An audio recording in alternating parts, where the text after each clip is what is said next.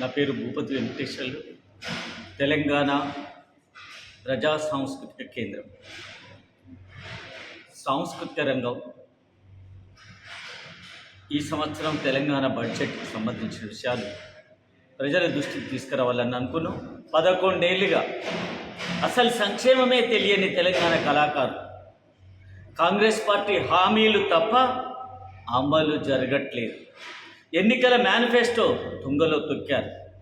భాషా సాంస్కృతిక శాఖకు 11 ఏళ్ళుగా ఒకే అధికారి. అసలు దానికి ఐఏఎస్ అధికారి ఉండాలి, కానీ ఐఏఎస్ అధికారి లేడు. 11 ఏళ్ళుగా ఒకే అధికారి అంటే 11 ఏళ్ళుగా ఒక శాఖలో ఒక అధికారి ఉండడం, దీన్ని ఏ రకమైన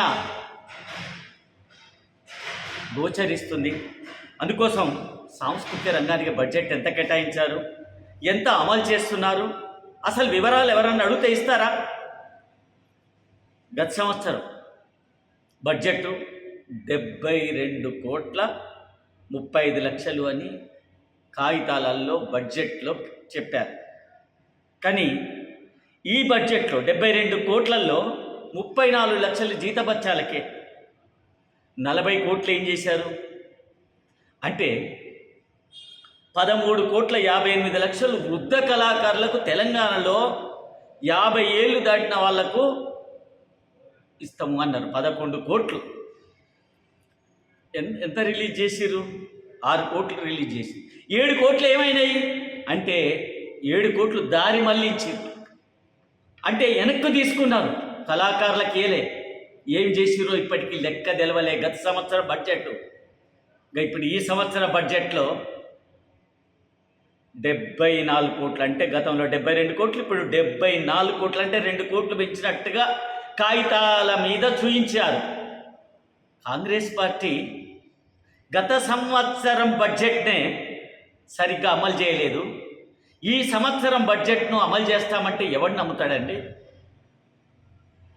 11 ఏళ్ళుగా కేసీఆర్ కానీ నువ్వు కానీ కళాకారులకు ఒక్క సంక్షేమ పథకం అందని తెలంగాణలో ప్రజలు ఎవరన్నా ఉన్నారు అంటే అది జానపద వృత్తి కళాకారులు మాత్రమే. అందులో కాంగ్రెస్ పార్టీ ఎన్నికల ముందు టీఆర్ఎస్ పార్టీని ఓడగొట్టాలని ఎన్నికల మేనిఫెస్టోలో రాష్ట్ర విషయాలు ప్రజల దృష్టికి తీసుకొచ్చి కాంగ్రెస్ పార్టీ 50 సంవత్సరాలు దాటిన ప్రతి కళాకారుడికి 3,000 రూపాయలు పెన్షన్ ఇస్తానన్నాడు. ఏమైందండి? ఎందుకు ఇట్లే? ప్రతి జిల్లాల్లో, అది ఉమ్మడి జిల్లాల్లో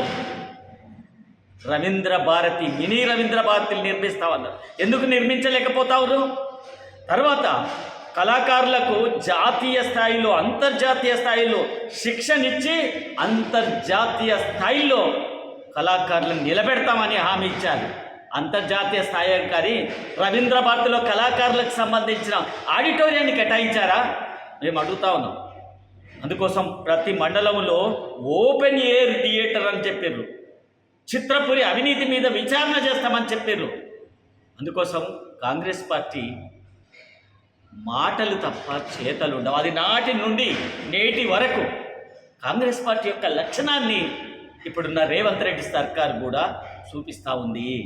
అందుకోసం పెద్ద తేడా లేదు. టీఆర్ఎస్ పార్టీకి ఇటు కాంగ్రెస్ పార్టీ ఒకే తానుగుడ్డలుగా మారిపోయిన పరిస్థితి కనపడతా ఉంది. అందుకోసం ఈ బడ్జెట్లో తెలంగాణ కళాకారులకు జరుగుతున్న అన్యాయం ఏంటి? అసలు సంక్షేమమే, తెలంగాణ కళాకారులకు సంక్షేమమే లేని బడ్జెట్ ఎవడి కోసం, ఎందుకోసం చర్చిద్దాం రండి. 26వ తారీఖు నాడు సుందరయ్య విజ్ఞాన కేంద్రం సోయబాల్లో రౌండ్ టేబుల్ సమావేశం ఉంది.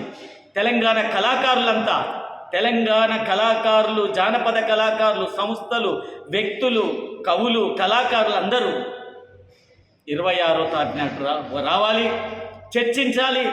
27వ తారీఖు నాడే అసెంబ్లీ ముగుస్తూ ఉంది. 27వ తారీఖు నాడే దీనికి సంబంధించిన మంత్రిని, శాఖను మనం మెమరాండం ఇవ్వాలి, ఆందోళనకు సిద్ధం కావాలని తెలంగాణ ప్రజా సాంస్కృతిక